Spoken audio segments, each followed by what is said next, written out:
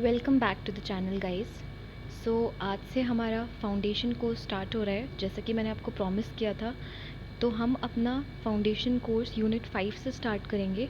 Unit 1 मैं already complete करा चुकी हूँ, so you can check that in my playlist. तो आज का हमारा टॉपिक है attention, perception, learning, memory and forgetting.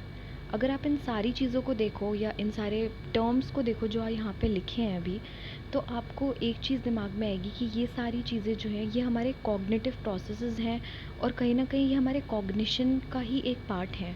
सो इसीलिए बहुत ज़रूरी है ये जानना कि कॉग्निटिव साइकोलॉजी क्या है, एक थोड़ा सा ओवरव्यू लेना, क्योंकि कई बार हमें बेसिक चीज़ें भी नहीं पता होती बीइंग इन मास्टर्स या फिर जब हम अपने एग्ज़ाम की स्टडी कर रहे होते हैं।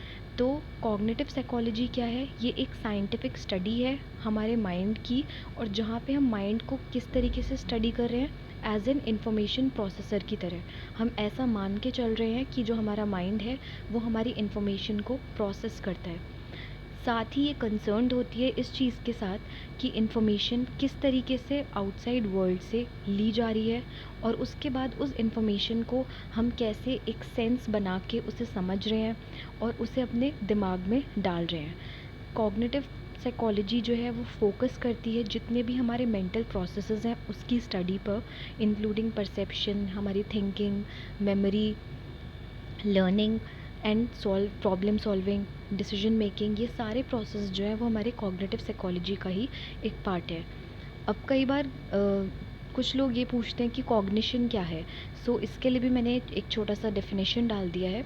कॉग्निशन क्या है? ये कुछ नहीं है। जब भी आपसे कोई ये क्वेश्चन करे कि कॉग्निशन क्या होता है, तो आपको सिंपली ये बोलना है कि ये एक मेंटल प्रोसेस है जहाँ पे जो किस चीज़ से कंसर्न्ड है, जो सिर्फ इस चीज़ से कंसर्न्ड है कि किस तरीके से इन्फॉर्मेशन को लेना है, उसको स्टोर करना है, उसका प्रोसेस करना है और साथ ही उसे रिट्रीव करना है जब हमें उसकी ज़रूरत पड़े। सो ये रेंज ऑफ मेंटल प्रोसेसेस हैं जिसे हम कॉग्निशन कहते हैं। तो आज हम सबसे पहले अटेंशन के बारे में स्टडी करेंगे। व्हाट इज़ अटेंशन, इसका एक ओवरव्यू लेंगे। साथ ही हम देखेंगे कि क्या टाइप्स की अटेंशन हमें हमारे कॉग्निटिव साइकोलॉजी में बताई गई है। सो अटेंशन क्या है? अटेंशन सिंपली एक हमारी एबिलिटी है हमारे माइंड की, जहाँ पे हम एक्टिवली एक स्पेसिफिक इन्फॉर्मेशन को ही प्रोसेस कर पाते हैं अपने दिमाग में। अब इसको अगर मैं आपकी एक लेमन लैंग्वेज में बोलूँ तो आप सिंपली ऐसा समझ सकते हो कि जब भी आपको पढ़ाई करनी होती है, या जैसे कि आप अभी ये लेक्चर सुन रहे हो, तो आप एक्टिवली अटेंड कर रहे हो इस लेक्चर को अपने आँखों से, अपने कानों से, साथ ही आप अपने ब्रेन को यूज़ कर रहे हो चीज़ों को, शब्दों को, मेरी आवाज़ को समझने में।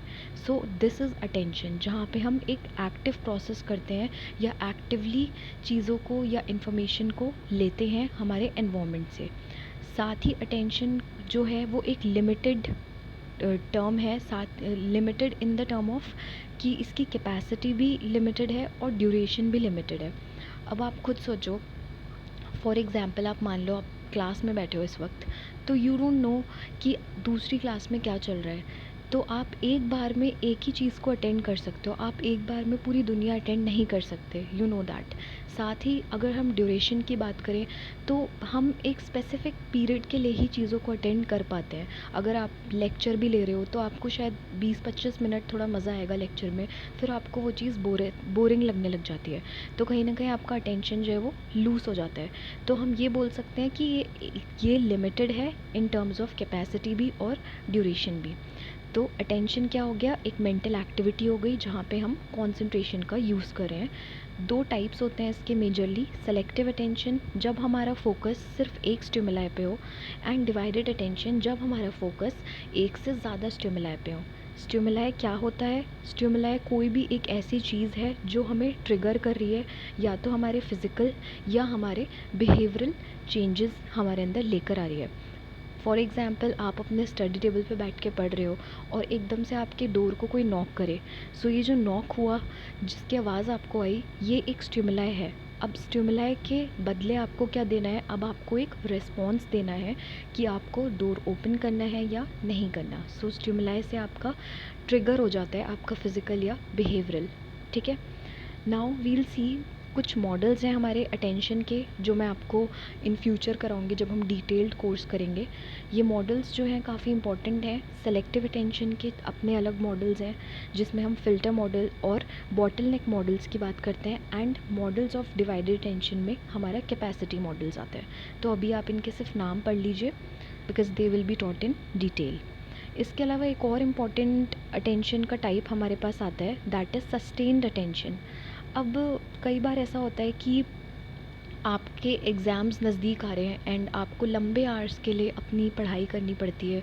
कुछ लोग सुबह से लेकर शाम तक पूरे पूरे दिन बैठ के पढ़ते हैं। So what is this? ये क्या है? ये एक अटेंशन है जिसको आप सस्टेन्ड रख रहे हो एक लिमिटेड, एक लंबे टाइम पीरियड के लिए। ठीक है, अब हम यहाँ पे लंबे टाइम पीरियड के लिए तो अटेंशन कर ही कर रहे हैं, साथ ही हम जो भी एक्टिविटी कर रहे हैं उस पर हम अपना कंसंट्रेशन बनाए रख रहे हैं। ठीक है, इसके अलावा क्या होता है कि आप जो है जितने भी डिस्ट्रैक्टिंग स्टिमुलाई होते हैं वो सब आपको इतना इफ़ेक्ट नहीं कर रहे होते। ठीक है, क्योंकि आपका कंसंट्रेशन इतना ज़्यादा है, क्योंकि आप उस चीज़ के अंदर इतने ज़्यादा घुसे हुए होते हो कि आपको बाहर के जो जो भी स्टिमुलाइज आ रहे होते हैं वो इतना डिस्ट्रैक्ट नहीं कर रहे होते हैं। सो सस्टेन्ड अटेंशन जो है वो यूजुअली डिवाइडेड है विजिलेंस में, दैट इज़ जब हम डिटेक्ट करते हैं स्टिमुलस के अपीयरेंस को, एंड कंसंट्रेशन में, दैट इज़ जब हम फोकस कर रहे हैं स्टिमुलस पर या एक्टिविटी पर। साथ ही ये एक बहुत ही इम्पॉर्टेंट कॉग्निटिव स्किल है क्योंकि ये हमारी हेल्प करती है हमें लॉन्ग टाइम के लिए और साथ ही लॉन्ग टर्म गोल्स को अचीव करने के लिए। कई बार आपने देखा होगा कि आपके घर में आपके सिबलिंग्स होंगे तो वो आपको शायद परेशान करने आ जाते होंगे, या फिर बाहर हल्ला गुल्ला चल रहा है, घर के सब लोग बातें कर रहे हैं, बट स्टिल आपको इतना ज़्यादा आप फोकस्ड होते हो अपनी पढ़ाई को लेके या अपनी टॉपिक को समझने के लिए कि आपको उनकी बातें सुनाई भी नहीं दे रही होती हैं शायद। So this is all about sustained attention, जहाँ पे हम डीपली कॉन्सेंट्रेटेड हों और हमारा अटेंशन एक लंबे टाइम पीरियड के लिए लगा रहे। इसके बाद आते हैं हमारे कुछ फैक्टर्स जो हमारे सेलेक्टिव अटेंशन को इन्फ्लुएंस करते हैं, साथ ही कुछ ऐसे फैक्टर्स जो हमारे सस्टेन्ड अटेंशन को इन्फ्लुएंस करते हैं। सो पहले हम देखते हैं हमारे सेलेक्टिव अटेंशन के। इसमें दो टाइप के फैक्टर्स हैं, external factors and internal factors. External factors क्या होते हैं? कुछ ऐसे फैक्टर्स जो हमारे स्टिमुलस से रिलेटेड हैं। ठीक है, सेलेक्टिव अटेंशन में सबसे पहले तो आपको ये याद करना है हम क्या कर रहे थे। हम सारे स्टिमुलाइज को इग्नोर करके सिर्फ एक ही स्टिमुलाई पे ध्यान दे रहे थे। बट हम ऐसा तब कब करते हैं? हम ऐसा तब करते हैं जब या तो वो स्टिमुलस कुछ अलग हट के दिख रहा हो, उसका साइज़ बहुत बड़ा हो, उसका कलर बहुत ब्राइट हो, उसकी इंटेंसिटी बहुत फास्ट हो। फॉर एग्ज़ाम्पल आप मान लो आप किसी मेले में गए हो, ठीक है, जहाँ पे बहुत सारे झूले हैं, बहुत सारे लोग हैं, बट एकदम से आपका ध्यान जाता है कि एक कोई बहुत बड़ा कार्टून है जो घूम रहा है, ठीक है, और वो सबसे हैंड शेक कर रहा है। तो आपका ध्यान जो है वो एकदम उस पर क्यों गया? आपने अपनी अटेंशन उस पर क्यों लेकर गए? क्योंकि वो बहुत बड़ा था, क्योंकि वो बहुत अच्छा लग रहा था, वो बहुत कलरफुल था, शायद इसीलिए। सो ये उस स्टिमुलाई का फैक्टर है, ये उस स्टिमुलाई का हम कह सकते हैं उसका एक कैरेक्टरिस्टिक है। तो ये हो गया हमारे एक्सटर्नल फैक्टर। एक्सटर्नल फैक्टर हमेशा हमारे स्टिमुलस से रिलेटेड होते हैं। बट अगर हम इंटरनल फैक्टर्स की बात करें जिनकी वजह से हम सेलेक्टिवली चीज़ों को अटेंड करते हैं, तो वो फर्दर दो चीज़ों में डिवाइडेड होते हैं। या तो होते हैं मोटिवेशनल फैक्टर्स या होते हैं कॉग्निटिव फैक्टर्स। मोटिवेशनल फैक्टर्स का क्या मतलब है कि जब हमारी मोटिवेशन है किसी चीज़ को अटेंड करने की, हम तभी उस चीज़ को अटेंड करेंगे। फॉर एग्ज़ाम्पल आपको बहुत ज़्यादा तेज़ भूख लगी है, तो आपका जो ध्यान है वो खाने की चीज़ों पे बहुत ज़्यादा जाएगा। जैसे कि टीवी पे ऐड्स आ रही होंगी तो आपको खाने की ऐड बहुत ज़्यादा अट्रैक्ट करेगी, या फिर कहीं बाहर कुछ खाने का बन रहा होगा तो आपको एकदम से उसकी स्मेल सुनाई दे जाएगी, या फिर कोई भी खाने की अगर बात कर रहा होगा तो आप एकदम से चौंक जाओगे कि हाँ हाँ हाँ, क्या मंगा रहे हो, मेरे लिए भी मंगाओ। तो यहाँ पे हमारा मोटिवेशन है, क्योंकि हमें भूख लगी है इसीलिए हमें वो चीज़ एकदम से अट्रैक्ट करी है और हम उस चीज़ को तुरंत अटेंड कर ले रहे हैं। कुछ होते हैं हमारे कॉग्निटिव फैक्टर्स जो हमारे इंटरेस्ट, हमारे एटीट्यूड, हमारे प्रिपरेटरी सेट से रिलेटेड होते हैं।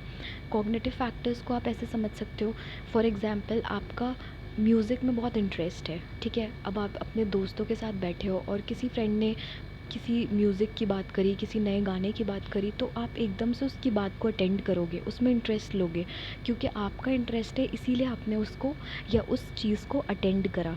ठीक है, ये हमारे कॉग्निटिव फैक्टर्स होते हैं।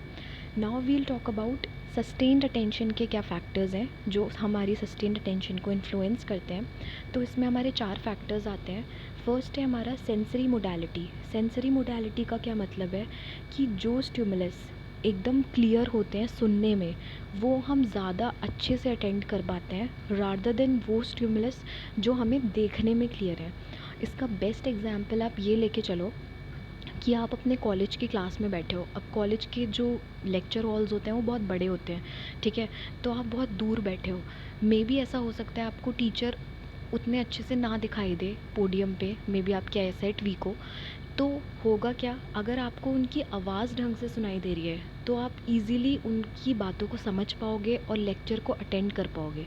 लेकिन अगर वही चीज़ कि आप एकदम पास बैठे हो, टीचर आपको अच्छे से दिख रहा है बट उसकी आवाज़ इतनी धीरे है कि वो आप तक पहुंच ही नहीं पा रही, तो आप उनको नहीं अटेंड कर पाओगे, उनके लेक्चर को अच्छे से नहीं समझ पाओगे। तो ऑडिशन होना ज़्यादा इम्पॉर्टेंट है as compare to vision. Second आता है हमारे पास क्लियरिटी ऑफ द स्टिमुलाई। कोई भी स्टिमुलाई कितना क्लियर है ये डिपेंड करता है कि हम उसे कैसे अटेंड करेंगे। अगर इंटेंस स्टिमुलाई हैं जो लॉन्ग लास्टिंग है, जो देर तक हमें दिख रहे हैं, वो हम इजीली अटेंड कर पाएंगे रादर देन कि एकदम से कोई आया और आपके सामने से चला गया। तो शायद आपको फ़र्क भी ना पड़े कि वो कौन था, बट कोई आके आपके सामने खड़ा हुआ थोड़ी देर, तब आप शायद उसको देखोगे, ईज़िली अटेंड कर पाओगे। थर्ड हमारे पास आता है टेम्पोरल अनसर्टेनिटी। यहाँ पे हम बात करते हैं कि जो स्टिमुलस हमें रेगुलर टाइम इंटरवल्स पे दिखते हैं उन्हें हम इजीली अटेंड कर पाते हैं रादर देन वो स्टिमुलस जो हमें एक बार दिखे उसके बाद वो गायब हो गए, ठीक है। लास्ट है हमारा स्पेशल अनसर्टेनिटी, जहाँ पे हम बात करते हैं कि जो स्टिमुलाई एक फ़िक्स्ड प्लेस पे होते हैं उन्हें हम इजीली अटेंड कर पाते हैं। अब ये चीज़ आप खुद देखो ना कि आप कहीं किसी पार्क में हो, तो जो फूल पौधे ये सारी चीज़ें हैं या पेड़ हैं, ये सब अपनी एक जगह पर हैं, तो आप इनको इजीली देख पा रहे हो, इनको अटेंड कर पा रहे हो। बट अगर यही कहीं लोग आपके इधर उधर जा रहे हो या उस पार्क में घूम रहे हो, तो आपको उन लोगों से क्या मतलब है, आप उन लोगों को थोड़ी अटेंड करोगे। तो वही है कि जो चीज़ें फ़िक्स्ड होती हैं आप उन पे ज़्यादा अच्छे से अटेंशन लगा पाते हो रादर देन वो चीज़ें जो मूव कर रही हैं। इसके बाद हमारे पास हमारा लास्ट टॉपिक आता है, that is endogenous and exogenous attention. इससे भी रिसेंट में कई बार क्वेश्चंस पूछे गए हैं एग्ज़ाम में। सो इसमें हमें सिंपली इतना समझना है कि एंडोजीनियस अटेंशन का मतलब क्या है कि जब हम खुद से अपनी मर्ज़ी से विलिंगली किसी चीज़ को अटेंड कर रहे हैं, शायद किसी अपने एम को पूरा करने के लिए, शायद किसी इन्फॉर्मेशन को गेन करने के लिए। जैसे कि आप बहुत ही ध्यान लगा के मेरे इस लेक्चर को समझ रहे हो या बहुत ही ध्यान से किसी को देख रहे हो, तो ये हो गया हमारा एंडोजीनस अटेंशन। ये अटेंशन किस पे डिपेंड करता है, ये आपके ऊपर डिपेंड करता है कि कोई भी चीज़ कितनी मीनिंगफुल है आपके लिए। तो ये हो गया हमारा वॉलंटरी अटेंशन, हमारी जब मर्ज़ी होगी हम तब अटेंड करेंगे, ठीक है। एक्सोजीनस अटेंशन क्या है, जब आपका अटेंशन अपने आप कोई स्टिमुलस अपनी तरफ खींच ले रहा है। फॉर एग्ज़ाम्पल आप एग्ज़ाम हॉल में बैठ के एग्ज़ाम दे रहे हो और बाहर से एक बहुत लाउड सी नॉइज़ आती है किसी चीज़ की, तो आप सब लोगों का ध्यान बाहर की तरफ चला जाएगा, ठीक है। तो ये क्या है, ये है आपने तो ध्यान नहीं दिया ना उस वॉइस पे, बट उस वॉइस ने इस तरीके से आपको डिस्ट्रैक्ट किया कि आपका अटेंशन उस तरफ चला गया। तो यहाँ पे हमारा जो अटेंशन है वो कहीं ना कहीं इनवॉलेंट्री होता है, वो हमारे कंट्रोल में नहीं होता, and that is also bottom attention, ठीक है। क्योंकि हम अपनी मर्ज़ी से अटेंड नहीं कर रहे उस चीज़ को, स्टिमुलस की वजह से हमारा अटेंशन स्टिमुलस के ऊपर चला जा रहा है। सो इन दोनों चीज़ों को भी आपको अच्छे से ध्यान रखना है। Thank you so much for the lecture. Do like and subscribe the channel. Bye.